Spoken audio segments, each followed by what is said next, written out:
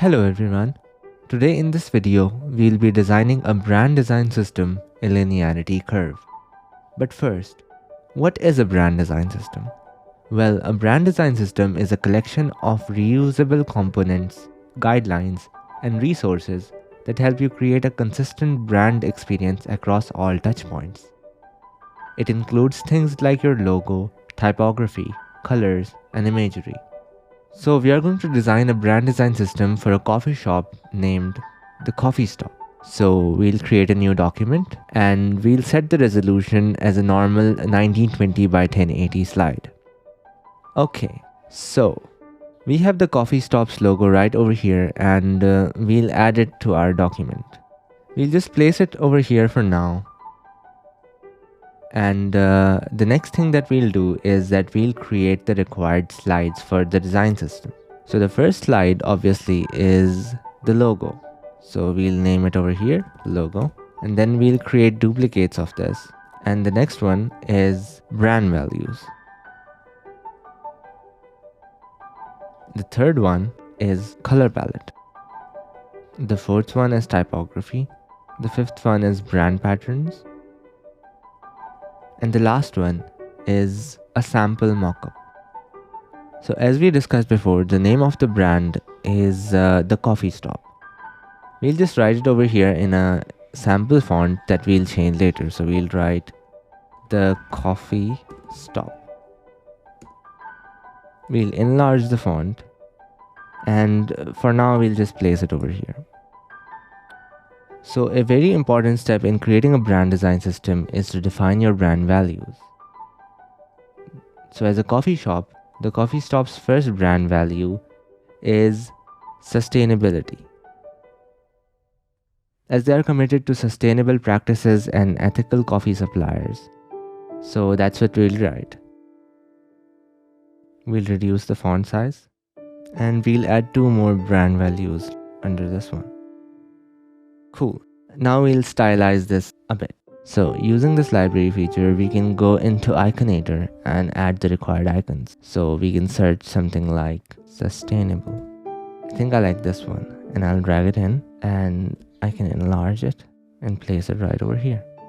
And we'll do the same for the rest of the brand values. As we decide the color palette and typography, we'll revisit these slides and make them look a lot better. Now let's design our color palette. So our color palette is going to have one primary color, a secondary color, a highlight, a light neutral, and a dark neutral. We can get pretty creative here and use the kind of colors we want. I would like my colors to be inspired from the coffee served at the coffee shop itself. So I'll pick the primary color as a dark coffee color. So something like 582A24. Something like this would work for the primary color. Now for the secondary color, I would like a shade lighter than this.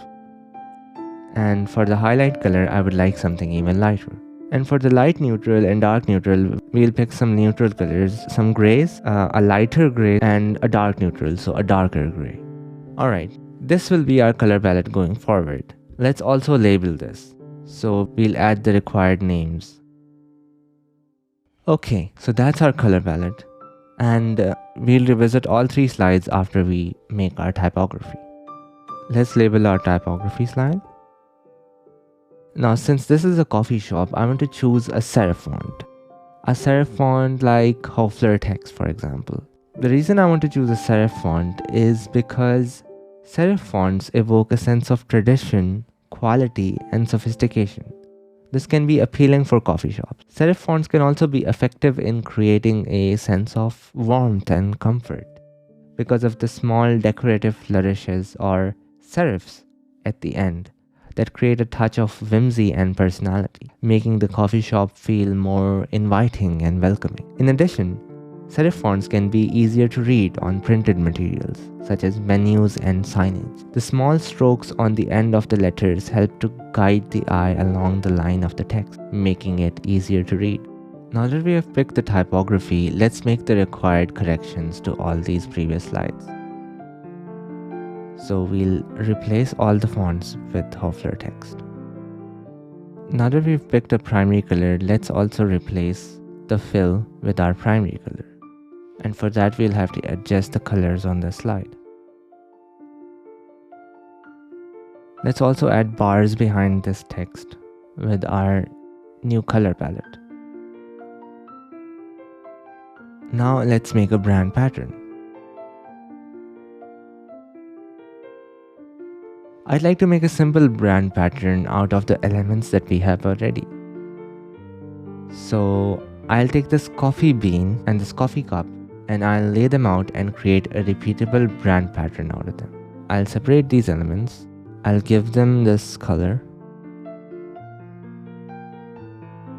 And I'll take these both over to that slide. I'll give this a stroke and eliminate its fill. And I'll duplicate it across multiple times. And I'll also duplicate it towards the right and left. As I duplicate it, I'd also like to change their positions to make the brand pattern less redundant. So now that I've changed the positions, I'll duplicate it again. And now I'll duplicate it many times towards the right and left. Now, moving on to our mockup section, we'll create like a simple online ad. Let's add some like main text.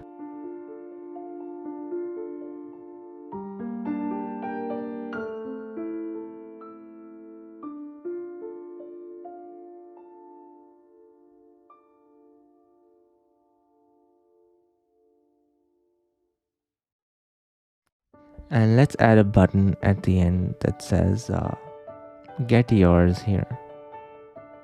Let's give the button some corner radius. And let's add a picture of like an actual mocha and place it over here. Let's also bring our logo.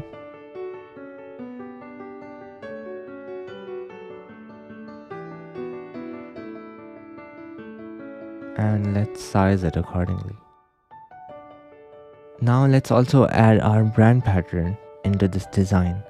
So we can select elements from our brand pattern. We can copy them. And let's paste them. Make them into a group. And select them with this layer, and then we can mask. And then we'll have to bring out our layers to the top. Cool. Let's also duplicate this and add it to the very top. We can also add these elements into our title slide. And let's enlarge them too. Perhaps take them out of frame a little bit. And this one too.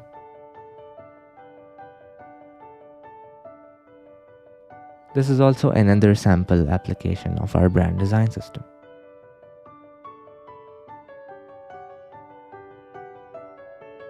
Okay, so this was a guide on how to make a simple brand design system in Linearity Curve.